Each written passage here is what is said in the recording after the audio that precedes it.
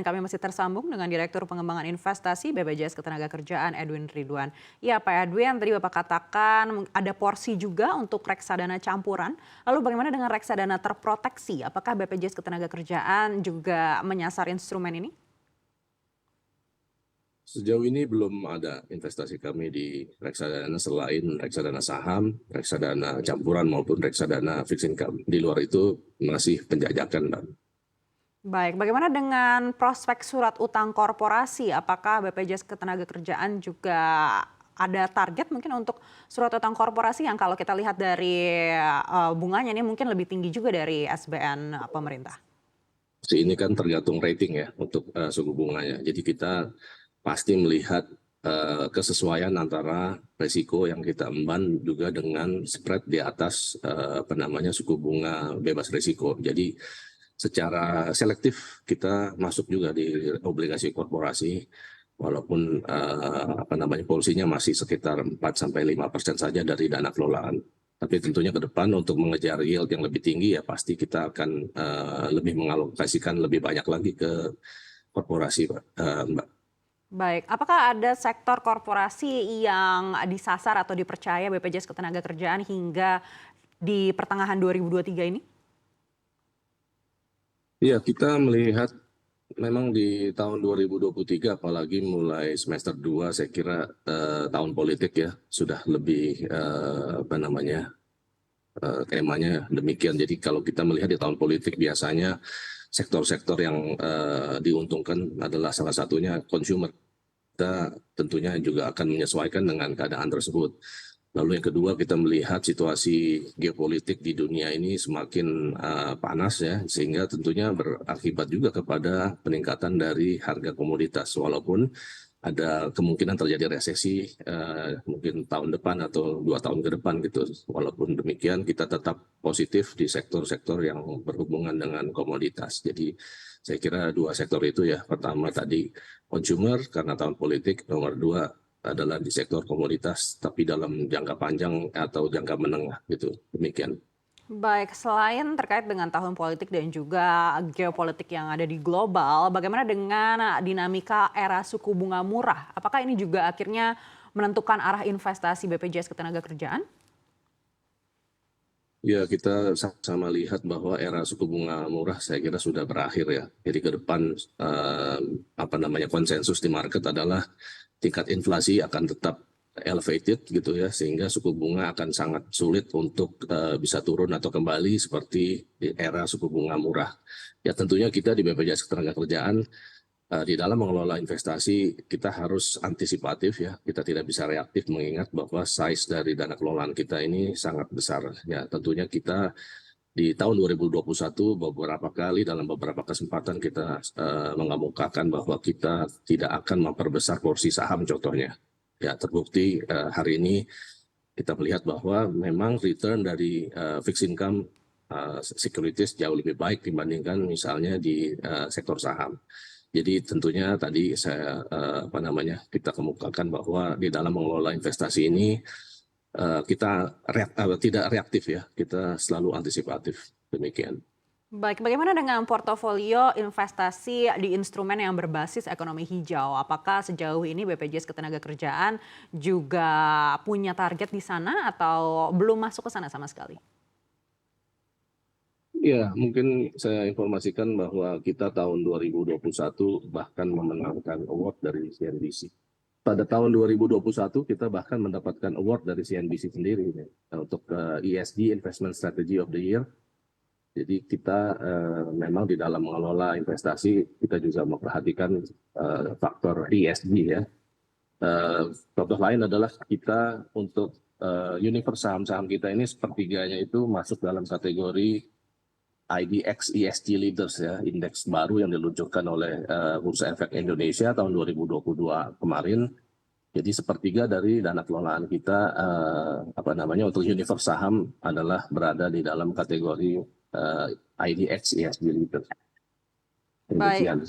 sejauh ini seperti apa tren untuk investasi berbasis ekonomi hijau? Ya, selain apa yang sudah saya sampaikan, kita juga tentunya bisa juga melakukan investasi langsung ya, bahkan sampai 5% dari dana kelolaan, dan itu beberapa proyek yang berhubungan dengan energi baru dan terbarukan, dan juga dengan carbon credit kita lakukan kajian, walaupun masih kajian saat ini ya. Baik, apakah ke depannya BPJS Ketenagakerjaan siap untuk menyerap green bond dari korporasi-korporasi yang akan rilis? Ya, tentunya kita selalu siap untuk menyerap issuance yang dilakukan oleh emiten, baik itu green bond maupun yang lain-lain, selama bisa memenuhi kriteria.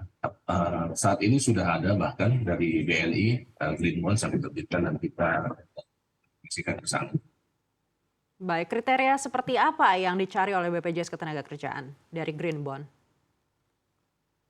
Ya, tentunya selain dari sisi ESG, kita juga memperhatikan tadi ya, dari sisi ratingnya apakah bisa memberikan imbal hasil yang sesuai dengan resiko yang ada ya. Jadi misalnya dia berada di rating single A atau double A, ya tentunya berbeda ya imbal hasil yang kita akan butuhkan gitu.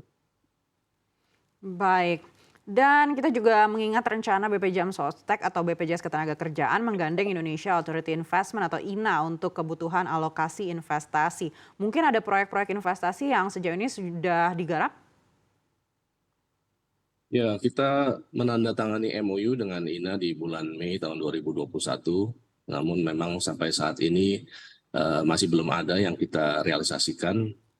Memang saat ini situasi di investasi langsung belum terlalu banyak aset-aset yang masuk dalam kriteria kami, terutama dari sisi imbal hasil ya. Karena kita ketahui bahwa sejak pandemi itu kami berpikir bahwa harga-harga aset akan cenderung turun, tapi ternyata dalam kenyataannya tidak demikian. Sebab ambil contoh misalnya di sektor hotel gitu ya, mungkin informasi terakhir ini baru mulai turun harga-harga hotel gitu. Padahal kita berpikir bahwa setelah pandemi itu harga hotel akan secara drastis turun. Namun demikian kondisi baru mulai terjadi sekarang gitu. Jadi kita masih melakukan wait and see, terutama untuk bisa melakukan pembelian aset-aset ataupun masuk di dalam proyek-proyek yang masuk kriteria kami, terutama dari sisi return-nya.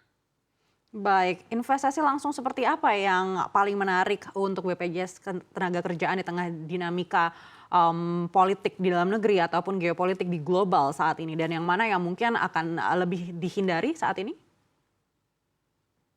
Ya, memang untuk melakukan investasi langsung ini kita punya kriteria yang cukup ketat ya, terutama bahwa investasi langsung itu harus mendukung tugas dan fungsi BPJS TK sendiri. Jadi saat ini ya, kalau kita melakukan analisa dari 10 proyek ya mungkin hanya satu yang bisa kita realisasikan. Jadi memang saat ini situasinya masih dalam bentuk kajian-kajian untuk kasih kemungkinan akan melalui instrumen ya, terutama seperti instrumen RDPT. Demikian.